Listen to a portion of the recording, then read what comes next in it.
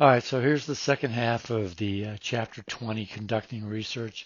This first part, I'm going to try to help you with using the school databases. I apologize, I tried to figure out a better way to do this other than screenshots, because normally this is easy to do in a classroom. It's a little bit harder to do online. However, if you go to the library homepage and you scroll down, you'll see this yellow bar. Underneath it is the find articles and databases. That's what you're going to want to use. Because the library's closed, there's no reason to go to the find books one, unfortunately. To the right of the find databases, you can see the research guides. That may be somewhat helpful to you, and you can always contact the library. They still have a reference librarian. The reference librarian will try to help you as much as possible. So once you click on that Find Articles Databases, you're going to come to this page, and this is only partial. You can see we just got the A's. There are a lot of databases in the school's database library. The ones that you want to look at is the Academic One file is good. There's also the Academic Search. Is that committee? I think it says JSTOR is pretty good. There are a number, and then there are a number of ones that are specific to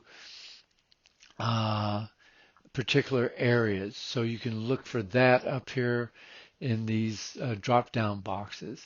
So once you choose your database, then you'll see here more options. You want to do full text documents, and you may want to do peer reviewed journals. All right. If you don't do the full text, what you could get is just an abstract, which just gives you a short explanation of what the journal article is about.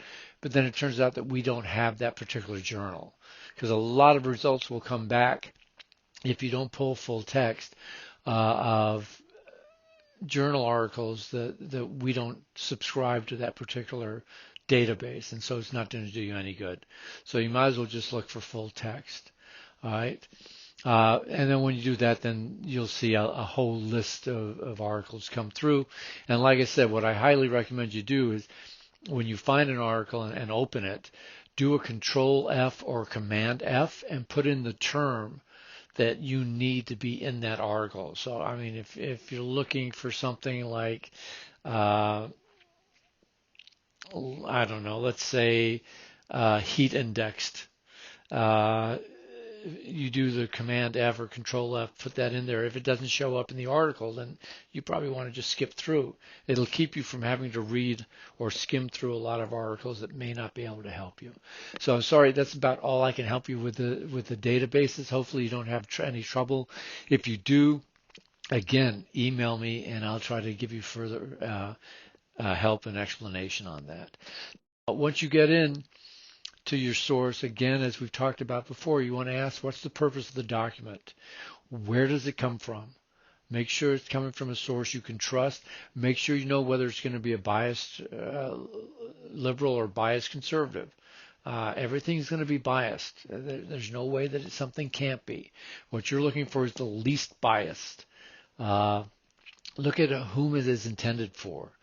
If it's an article that's written by PhD candidates for other PhD candidates, that's probably going to be a little too complex for what you need. Or if it's for doctors writing for other doctors.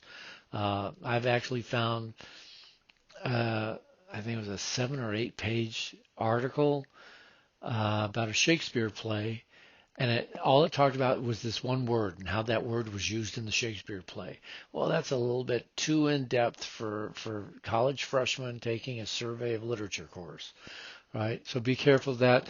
Look for when it was published. This is important. You want to have as current as possible, especially if you happen to be writing on technological issues. You need the newest information because things change. Even on medical issues, things change rapidly in the medical field. So you want to have what's more current. I mean, if you're writing on a cancer research paper and you're using articles from the 1960s, I mean, that's almost Middle Ages now. We've done so much. Where's it being published? Again, this may be for the bias. And you want to ask, does it look scholarly? Does it seem to be serious? And again, the way it is presented, if it's written in objective terms and not incendiary, it doesn't seem to be very emotional, it's factual, that tends to give it a more serious look.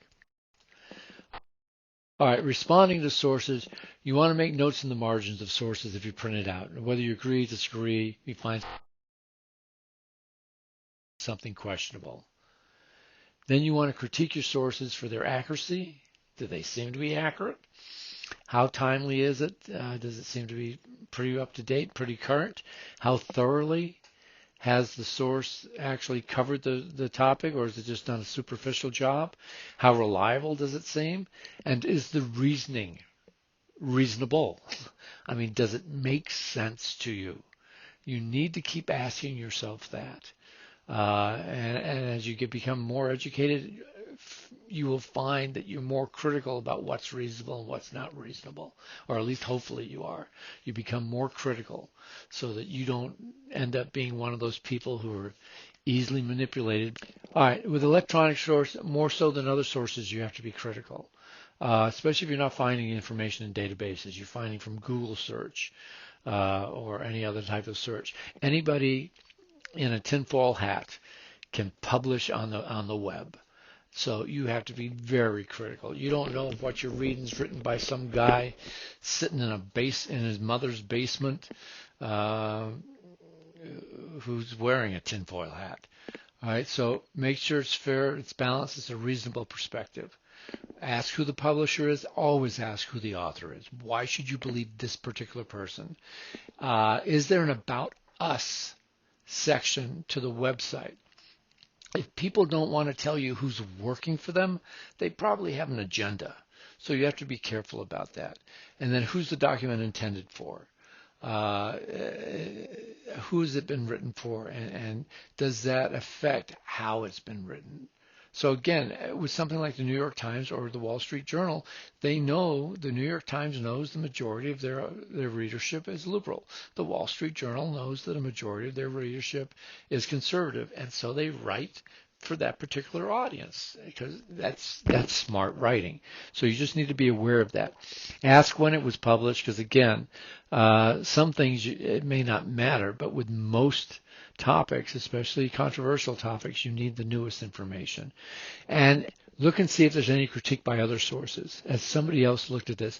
So some students once wrote a paper, I forget what it was on, it was a group project, but I was questioning something that was being quoted in the paper. And I went and looked up the author, and the author was a credible author. He was a believable person.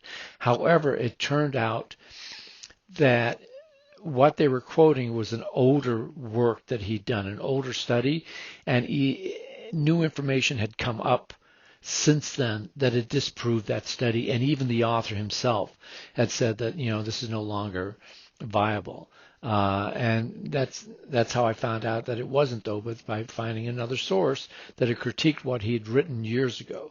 So that's another way to make sure you've got credible sources. All right, so the different types of searches you can do.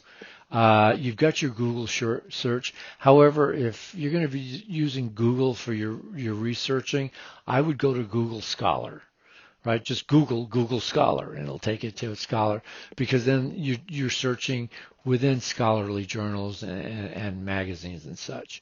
There are different types of search engines. Yahoo, as I've said, is a Google, is a directory. So a lot of what they have is put together by people. Google has an advanced search, which is helpful, and also like the Google Scholar. There's a thing called Dogpile as well, which I can't believe they're still in business. When I worked for the internet company back in the late 90s, 1990s, oh my God, it's a long time ago. What they do is they go to 25 different search engines and just bring back the top 5 I think it's the top 5 results from each of those. So by using Dogpile, you can go through a bunch of search engines all at once. So that's useful. The other thing when you're using electronic research, be aware of Boolean logic. So this is, if you put things in certain terms, then it comes back with different results. So if you use and, then all terms must be present. So if I put in Paris Hilton and Britney Spears, both those names have to be on the page for the page to come back. If I put in Paris Hilton or Britney Spears, then either term. So anything with Paris Hilton on it will come back. Anything with Britney Spears on it will come back. Anything with Paris Hilton and Britney Spears on it will come back. Now, if you write not, it excludes the term. So let's say you want to say Paris Hilton, but you want results on the person, not the Paris Hilton hotel. Then you say Paris Hilton, not hotel. All right, and that's very useful. Where this is extremely useful, if you happen to use JSTOR, if you put in a term, you'll get 25 results back, and 17 or 18 of those will be book reviews on that term, books that have been written on that subject, and these are reviews of those books. So you want to put in your terms, let's say like climate change, not review. And that way you just get articles back. You don't get, well, you still could get some reviews, but for the most part, you won't get the book reviews. So you've got a better and more narrowed search results from JSTOR. All right, hopefully that helps you with the databases and with your electronic research. Again, if you're having troubles, you can get a hold of the reference librarian at OCC. If you're coming and just doing this course for the summer and you're coming from a four-year school, you may use your four-year school databases. So if you're at Michigan State or Eastern University, whatever, you can use those as well. All right, conspiracy theorists. Okay.